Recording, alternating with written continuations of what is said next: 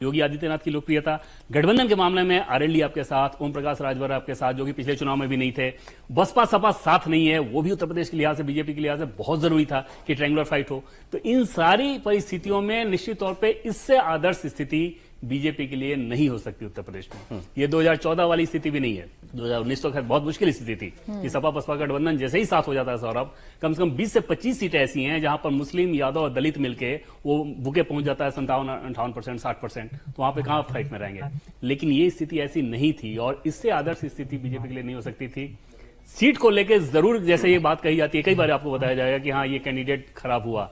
मैंने तो जितने साल बीजेपी कवर किया है और किसी भी पार्टी को आप कवर कर रहे हैं, ऐसा होता ही नहीं है कि हर बार सारे कैंडिडेट आपके आदर्श कैंडिडेट हों। कुछ कैंडिडेट खराब होते ही हैं और उन खराबी की वजह ऐसा नहीं होता है कि बीजेपी लीडरशिप को पता नहीं होता है, लेकिन वो कई बार मजबूरी में आपको देना होता है। बीजेपी अपने एलाइज को बीजेपी जिम्मेदारी मान करके ढो करके लेकर के चलिए, एलाइज का और साथ मिलता तो ये नंबर बेहतर होता। बिल्कुल, इसमें कोई दो राय नहीं कि एलाइज भी अगर उसी रूप में मजबूत रहते तो ये नंबर और बेहतर हो सकता था। बीजेपी ने अपनी तरफ से पूरी ताकत दी एलाइज को। जब मैं पूरी ताकत की बात बता रहा हूं तो चुनाव में जिस प्रकार के संसाधन लगते हैं, उन संसाधनों में भी एलाइज की सीट को लेकर कोई भेदभाव नहीं किया गया। उनके साथ भी वैसे ही लगाया गया, अपने कार्यकर्ताओं को वैसे ही लगाया गया। समस्या यह हो जाती है कि एलाइज की जो पॉलिसी, जैसे आंध्र प्रदेश में, वहां पर एलाइज आपके लिए एसेट इस लिहाज से रहा कि वहां पर बीजेपी ने बहुत आसानी से स्वीकारा कि इज बिग ब्रदर, और तुरंत ही पहले दिन ही वहां पे एक कोऑर्डिनेशन कमेटी बना दी गई थी और वो कोऑर्डिनेशन कमेटी प्रदेश के स्तर से लेकर बूथ के स्तर तक थी। यानी कि जो भी मुद्दा, जो कुछ भी करना है, एक बार तय किया गया और तुरंत उसको बूथ लेवल तक स्कैटर कर दिया जाता था कि आज हमें ये बोलना है, ये नहीं बोलना है, इस मुद्दे को उठाना है। कई जगह एलाइज को लेकर ये परेशानी रही, वहां पे उतना स्मूथ नहीं था। चाहे महाराष्ट्र की आप बात कर लें, बिहार की बात कर लें, वहां पे वो स्मूथनेस था नहीं जितना बाकी जगहों पे हुआ। उसके चलते एलाइज कई जगह बीजेपी पर ये बंगाल में बीजेपी का 26 से 28 सीटों तक पहुंचना जो सर्वे दावा कर रहा है, ममता बनर्जी के लिए क्या इसमें छिपा हुआ है आप संदेश? अगले विधानसभा चुनाव के लिए उनके ऊपर बहुत बड़ा खतरा है, क्योंकि जिस प्रकार से, जैसे कि पहले मैंने आपको बताया था कि एक तो उनकी लोकप्रियता है ममता बनर्जी की, उनका अपेजमेंट पॉलिटिक्स जो करती हैं वो, और तीसरी चीज की जिस प्रकार का डोमिनेंस वो दिखाती थी वायलेंस करा के, वो उनके लिए एसेट था। अब उस पर पूरी तरह से लगाम लग रहा है। उसमें एक बड़ी वजह है कि बीजेपी ने अपने प्रदेश के संगठन को, जैसे अधिकारी बंधुओं को जितना फ्री हैंड दिया गया है, अब सोचिए कि दूसरे दल से आए हुए व्यक्ति को बीजेपी ने सालों साल से जो अपने नेता हैं उनको किनारे किया और उनकी कीमत पे एक तरह से अधिकारी बंधुओं को उतना फ्री हैंड दिया गया है। उसका बड़ा फायदा मिलता नजर आ रहा है और ममता बनर्जी के लिए अगले विधानसभा चुनाव में बहुत बड़ा खतरा रहेगा, क्योंकि प्रदेश में बीजेपी का ऐसा नेता है जो आपसे हेड ऑन करने को तैयार है। इसका फायदा वर्कर्स तक पहुंचता है। आपने देखा इंडिया टीवी पर एग्जिट पोल, और सबसे भरोसेमंद एग्जिट पोल तो है ही, और सबसे तेज नतीजे एग्जिट पोल के आपने यहीं पर देखे हैं हम सबके साथ। और आंकड़ा देख लीजिए नीचे, अब की बार 400 पार का मोदी का जो नारा था, हमारा एग्जिट पोल कह रहा है ये नारा हवाई बिल्कुल नहीं था। एनडीए वाकई 400 पार जा सकता है। हमारा एग्जिट पोल कह रहा है 371 से 401 पहुंच सकती है एनडीए की टैली। 109 से 139 इंडिया गठबंधन, कांग्रेस और बाकी दलों को सब मिलाकर के 28 से 38 बाकी सारे दल इसके अंदर शामिल हैं। अब बीजेपी अपने दम पर 230 से ज्यादा सीटें ला सकती है। मैक्सिमम सीटें कांग्रेस को आ सकती हैं, तो वो 52 से 64 ये रेंज है कांग्रेस पार्टी की। एक एक पार्टी का आंकड़ा आपके सामने, अब ये भी आपकी स्क्रीन पर दिखाई दे रहा है। यानी मुमकिन है इस बार कांग्रेस पार्टी को मुख्य विपक्ष का दर्जा मिल जाए, लेकिन सत्ता उसके हाथ से वही कोसों दूर। नरेंद्र मोदी तीसरी बार फुल मेजॉरिटी के साथ ही नहीं, बल्कि 14 से ज्यादा, 19 से ज्यादा सीटें लेकर तीसरी बार लगातार भारत के प्रधानमंत्री बन सकते हैं।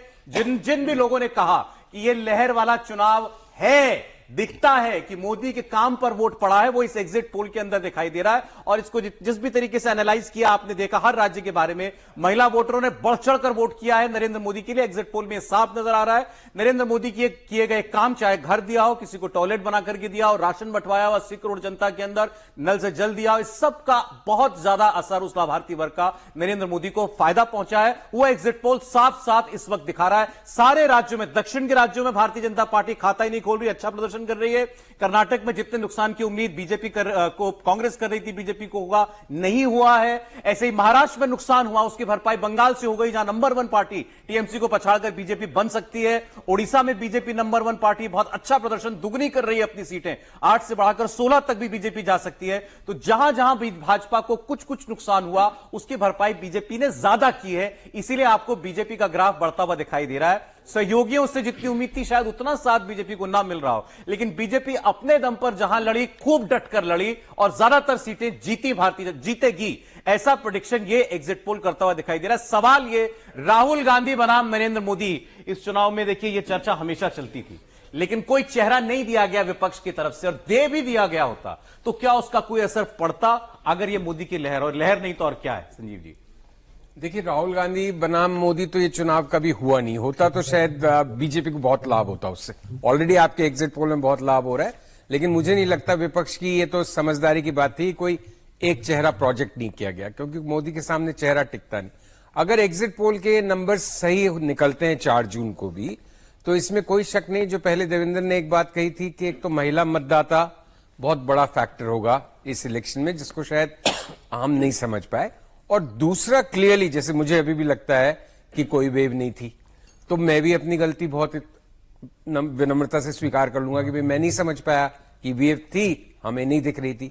बट मुझे अभी भी लग रहा है ये बहुत हायर साइड पे प्रोजेक्शंस है, और मैं 4 जून का इंतजार करूंगा और उसके बाद ज्यादा अच्छी तरह से टिप्पणी कर पाऊंगा। 272 इन क्वेश्चन है आपके लिए बीजेपी? मेरे हिसाब से एनडीए के साथ मिलकर 300 मार्क क्रॉस करना एक चैलेंज है अभी भी इस इलेक्शन में, क्योंकि जितनी बैटल ग्राउंड स्टेट्स हैं, देखिए उसमें किसी पोलस्टर की गलती नहीं है, किसी एनालिस्ट की गलती नहीं है, वो सब फंसी हुई स्टेट्स हैं, महाराष्ट्र, कर्नाटक, बिहार। यहां पे अल्टीमेट रिजल्ट क्या निकलता है, जैसे अगर सपोज मैंने 3000 लोगों से बात करी है, भावेश ने 1,69,000 लोगों से बात की है ना, सारे प्रोजेक्शंस उसके बेसिस पे हो रहे हैं 100-125 करोड़ के देश में।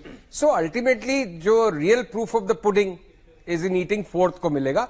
बट अगर ये नंबर सही होते हैं, जैसे मैं दोबारा कह रहा हूं, बहुत ही अच्छी तरह से मुझे ये स्वीकार करना पड़ेगा, और बहुत सारे ऐसे लोग होंगे जिनको मानना पड़ेगा कि उनका असेसमेंट सही नहीं था। राइट संजीव जी कह रहे हैं कि राहुल गांधी लगातार ये तीसरी बार चुनाव है जो हार रहे हैं। नरेंद्र मोदी को राहुल गांधी तो बिल्कुल हरा नहीं सकते हैं, देखकर तो समझ में आ रहा है।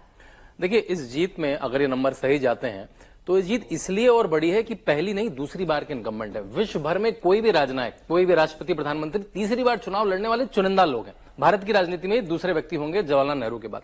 दूसरी बात, कोरोना के बाद जो भी चुनाव में गया पूरी दुनिया में, वो चुनाव अमूमन हारा है।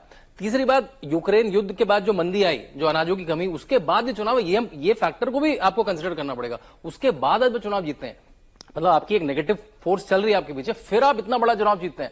चाहे सीटें 320 भाजपा को आती हैं, 330 भाजपा को आती हैं, बल्कि मैं भावेश से भी पूछना चाहूंगा कि वोट शेयर आप कितना दे रहे हैं, कि 37% वोट शेयर था। अगर मार्केटिंग की लैंग्वेज में अगर बात करें कि ब्रांड फटीग भी होता है कि भाई ठीक है, आप उसके भी बावजूद मतलब मोदी जी पिछले 10 साल से लगातार हैं, उनके ही नाम, उनके ही इर्द गिर्द चुनाव आता है। कई लोग कहते हैं भाई ओवर एक्सपोजर हो रहा है, उनकी ज्यादा रैली हो रही है, ज्यादा रोड शो हो रहा है। उनकी 200 से ज्यादा रैली और रोड शो है। ऐसा कौन सा पत्रकार नहीं है, आप में से 2 लोगों को इंटरव्यू दिया, उन्होंने किसको इंटरव्यू नहीं दिया, मतलब हर जगह से पहुंच गए हैं वो, हर जगह से पहुंच गए हैं। और उसके बीच में वो गेमर्स के साथ भी बैठ जाते हैं उसी चुनाव के बीच में। तो मेरे ख्याल से पब्लिक कनेक्ट है वो अतुलनीय है। 5 पॉइंट्स अगर हम ये पूछें जो बीजेपी को ये 401 के आंकड़े पर पहुंचाता है।